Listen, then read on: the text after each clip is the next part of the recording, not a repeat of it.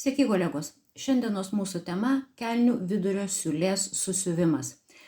Visiems pradedantiesiems, besimokantiems primenu, kad kelnių vidurio siūlė tai ta siūlė, kuri eina nuo užtrauktuko įsiuvimo priekio detalėje, per priekio detalę, per nugaros detalę, iki pat nugaros detalės viršaus, ten, kur prisisiuva juosmuo.